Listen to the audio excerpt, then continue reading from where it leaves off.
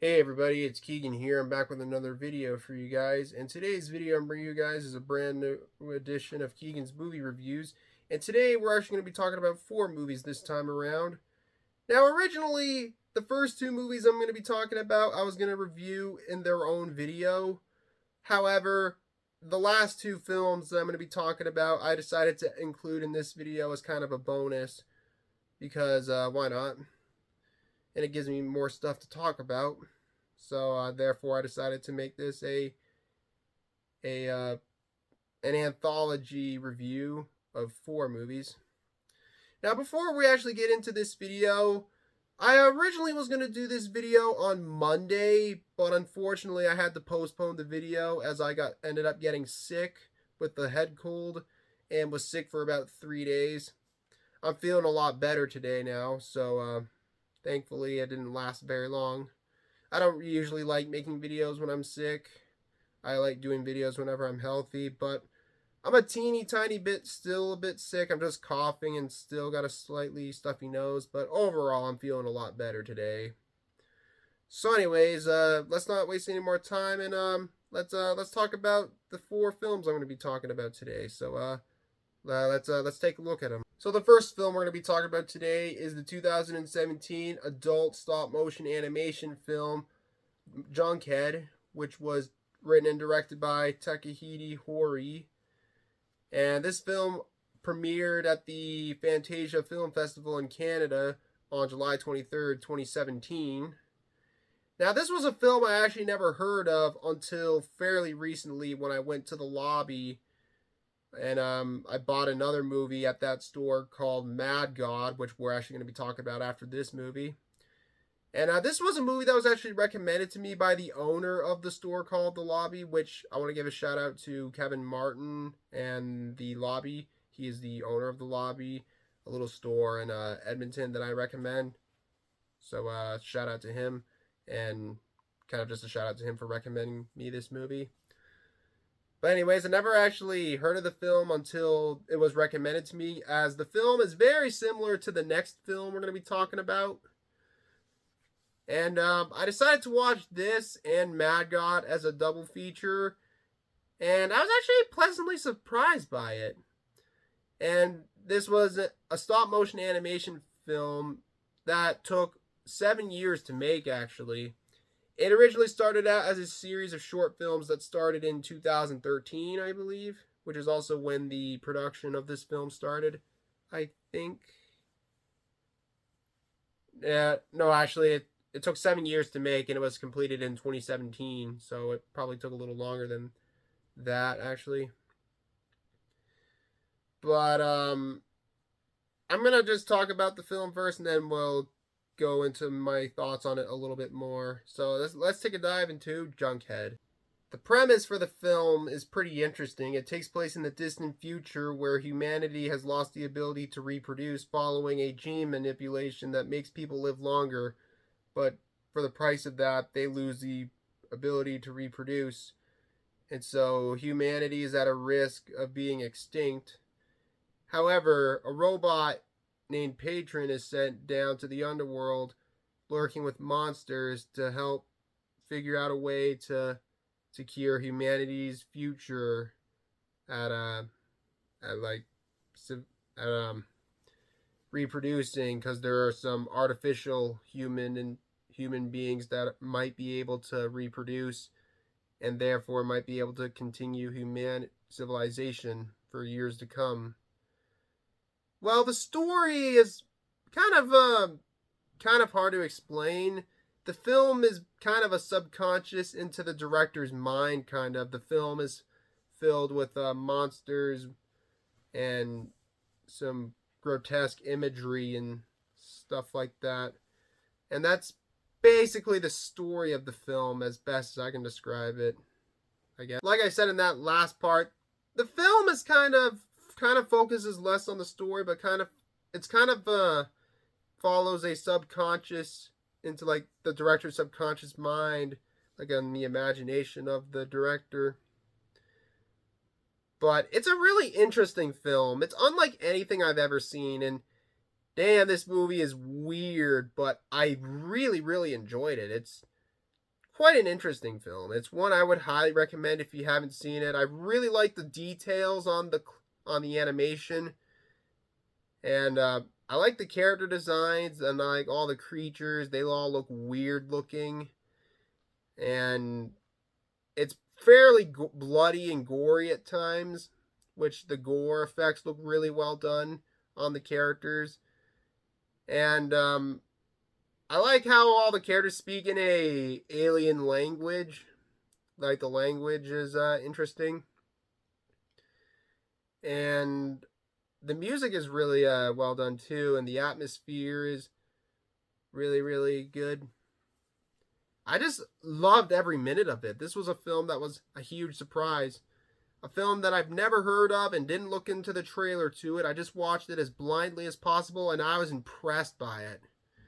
And wow, what a great movie.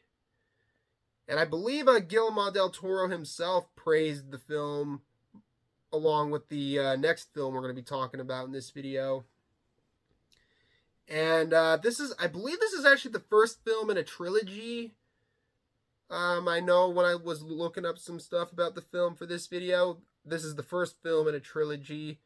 There hasn't been any word on the second movie. Well, none that I know of at least. But I hope they do make a sequel to this one. It kind of ends abruptly, I guess. But it's quite an interesting film that I would highly recommend if you like adult animated movies, especially if you like stop motion ones. This is definitely some of the best adult animated movies I've seen in a while, and some of the best stop motion adult animated movies I've seen.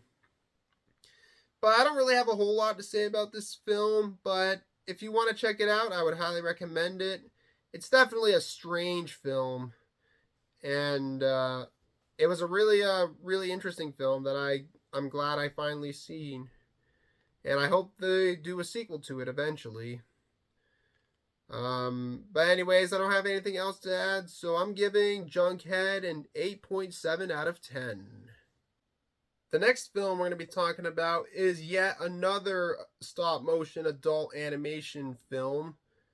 And it's actually a Shudder original movie, which this makes this the first ever Shudder original film I'm talking about in my movie review series. And if you have Shudder, you might have heard of this movie.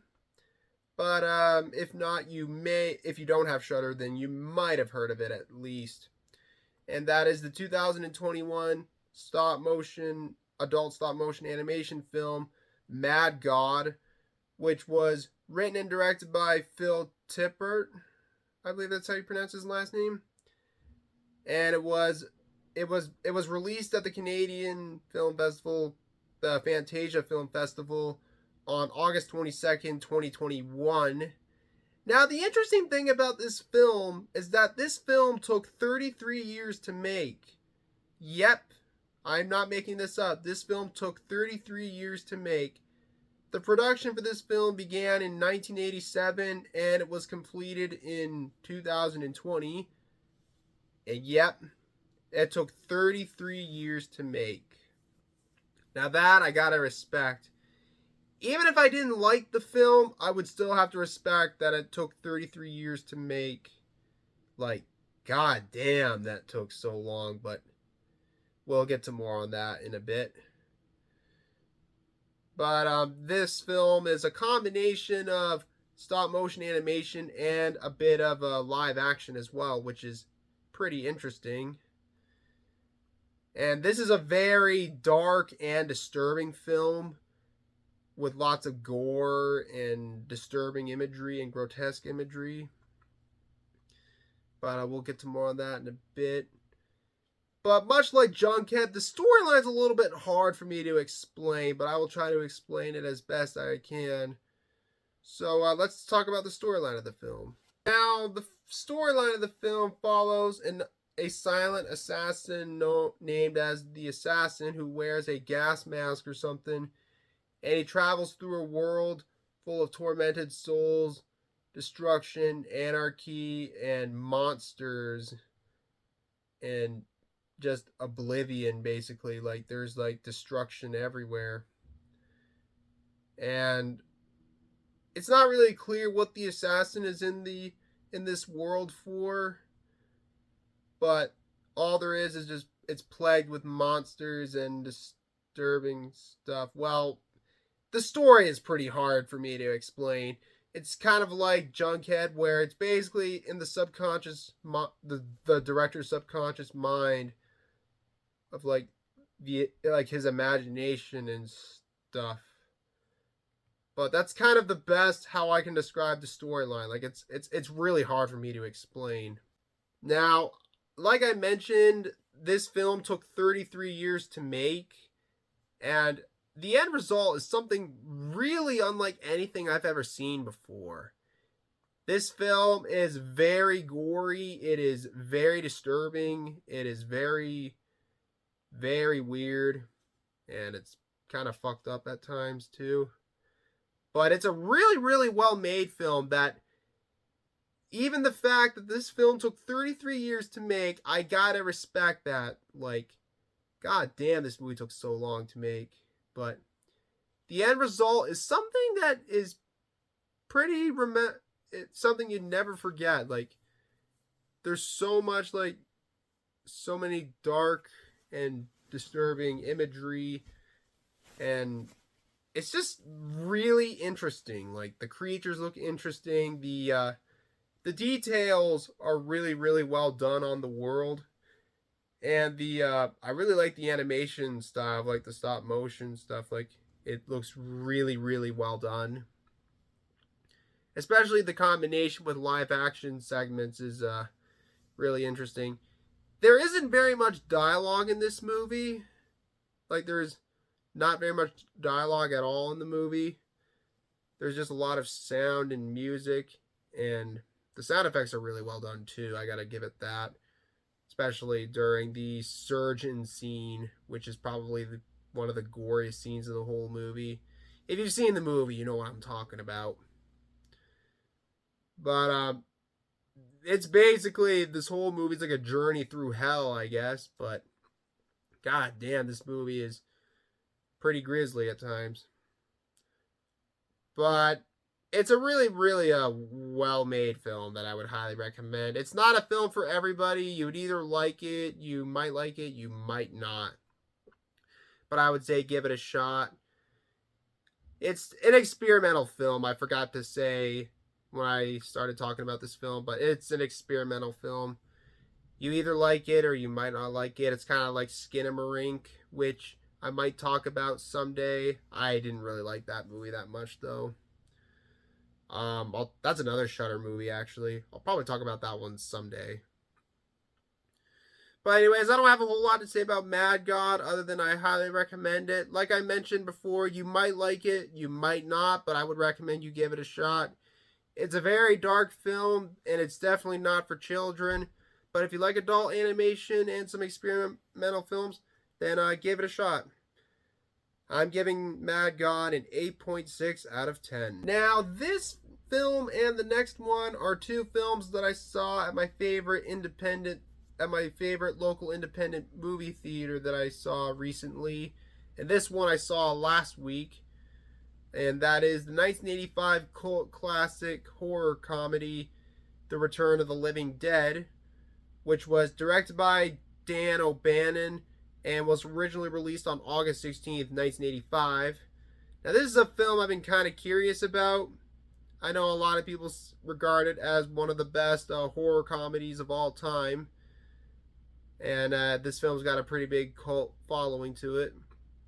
And when I saw this film at the theater last week, it was pretty packed. There was a lot of people there. I wasn't expecting there to be that much people, but alas, there was a lot of people there. And I know there is actually two or three sequels to this one, but I don't know if they're as good as this one, but I might check those out someday. But anyways, let's talk about the storyline of the film. So the film takes place in a small town in Kentucky, and it takes place over the course of one night on this date, July 3rd, 1984, which actually would have been my birthday, except I wasn't born until 2001. I don't know why I said that, but I just wanted to point that out. But anyways, so two bumbling employees at a medical supply warehouse somewhere near a cemetery in the town, they accidentally open up a military gas barrel, which has like a zombie inside the barrel, because one of the employees wanted to show the other employee the zombie inside. But foolishly, they open up the thing by accident, releasing gas and vapors in the air, which got into the sky. And when it rained, zombies started to rise, like the dead started to rise from the cemetery. And then from there, hell breaks loose, of course. Well, it is a zombie movie after all, so of course hell breaks loose.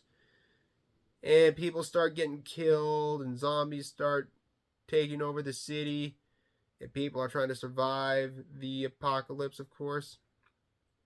And then it gets worse and worse from there. Now, it might seem like a generic zombie movie, but I can assure you, it's not that. It's a very, very funny film. Now, this movie was a huge surprise. I was actually not expecting to love it as much as I thought I would, but I loved every minute of it. This movie was hilarious. It is a very funny film with a damn good soundtrack, I gotta say. It has a really, really great soundtrack. It's pretty gory. It's got some really good special effects and really good practical effects on the zombies. Like, the practical effects look really, really well done, especially for a movie that came out in the 80s.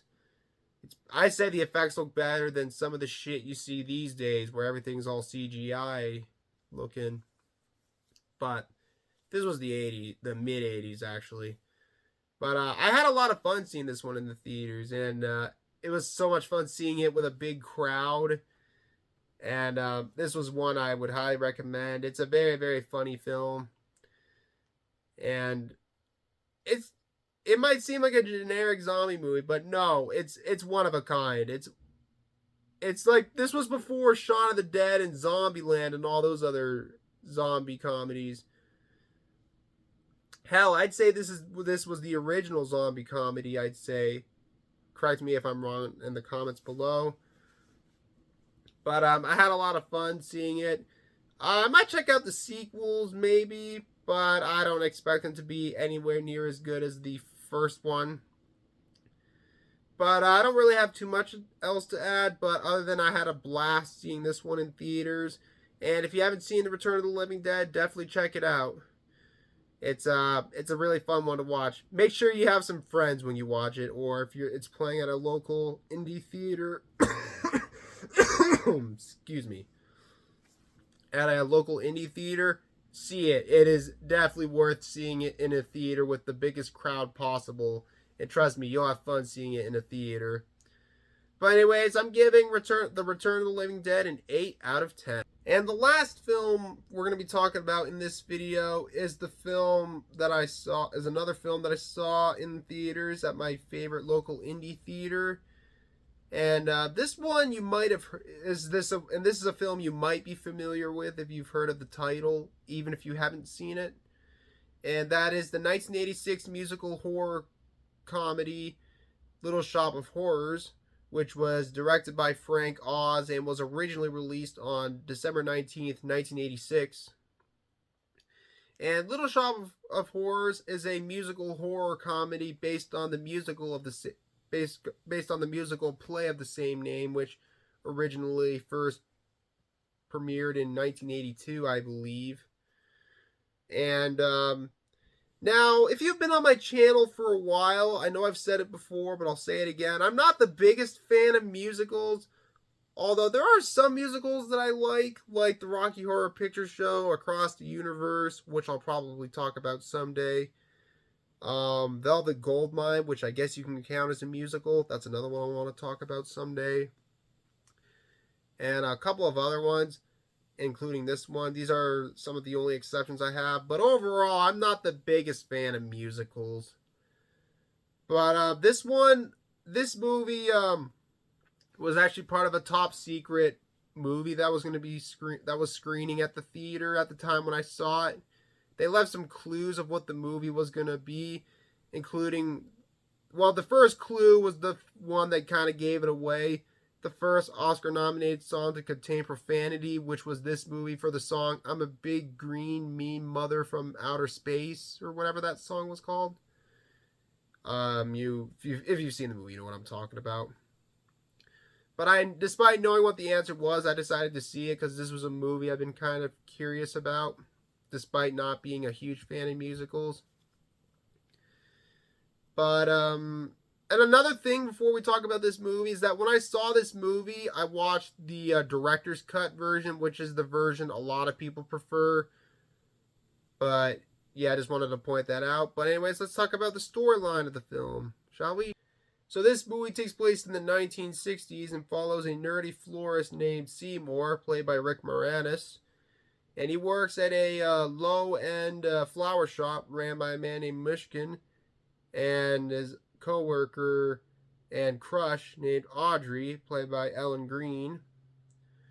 And the shop isn't doing very well. It's kind of on the verge of being shut down, until one day Seymour brings in a strange-looking green plant that he calls Audrey 2 because of his crush. So anyways, it's a flower that's unlike anything anyone's ever seen before. And then once Seymour brings it in, a lot of curious customers start to notice the flower from the window, and it starts to attract more customers. But then overnight, the flower starts to grow and grow after Seymour accidentally cuts his finger on a rose thorn. And then the flower comes to life. And little does he know, it's as the flower grows big and starts to speak and sing, that's when hell kind of starts to break loose, as Seymour starts to do bad things for the flower to feed it, because it only lives on blood. And then stuff starts to get worse when the flower gets bigger and bigger, not only affecting his ego, Seymour's ego, I mean, and let's just say that things starts to get from bad to worse. And I don't really want to give away too much, but that's practically the storyline of the film in a nutshell. Now, I don't have a whole lot to say about this film, but I want to say that I actually really enjoyed this one. I thought it was very funny, and the music is really well done too, and the choreography is really well done too for the dancing.